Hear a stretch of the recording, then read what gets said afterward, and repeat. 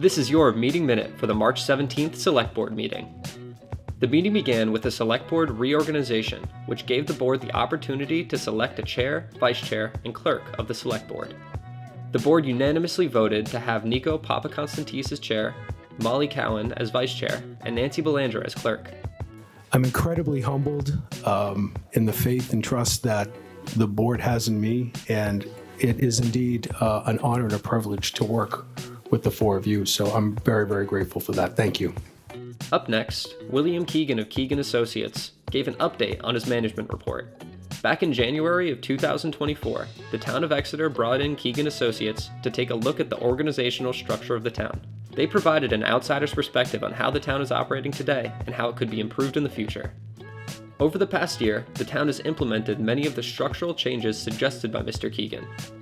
The board discussed some of the challenges they face regarding employee retention and filling vacant spots, specifically in the Department of Public Works. This spawned conversation around housing affordability issues.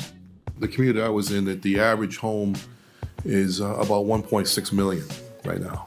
And so try and translate it into public servants who can't afford to live in that community because of that. So it's astounding to me. I mean, we have a crisis coming in, certainly in New Hampshire, but in everywhere, if there's literally nowhere where people can afford to live. Mm-hmm. But I do think that should be part of how we think about some of these issues in a more holistic approach.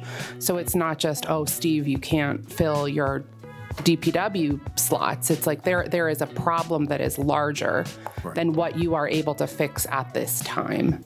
This is a long-term problem. This Right. is I with all of the things that I try to attend every webinar and get my hands on and listen to all these opinions, and there's no quick fix.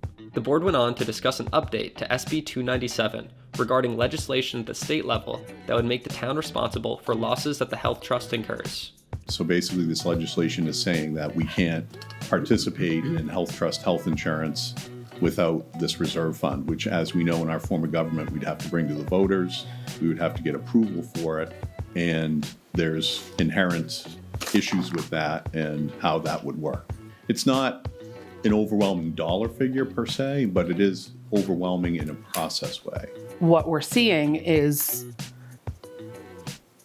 the majority party wanting to be able to say we've cut all of these taxes, and we've, without understanding or without explaining that actually this just goes onto your local property taxes. I will remind everybody again what Governor Ayotte said during her budget address about how she's tightening her belt and she expects local elected officials to also tighten our belts.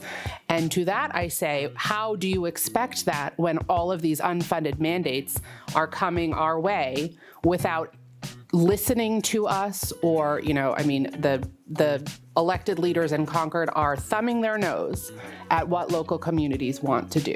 If it's public insurance, so a public entity that is creating the insurance pool, the Secretary of State has responsibility for it, not the insurance commissioner. Correct. That's incredible. Bananas. Yeah. That's so stupid. Sorry. Oh, Sorry to thank you use for that such a pleasant update. short staccato word, Much needed. but it is No. stupid. The board unanimously voted to write a letter supporting the health trust position on SB 297. The next Select Board meeting will take place on March 31st in the Novak Room. See you there.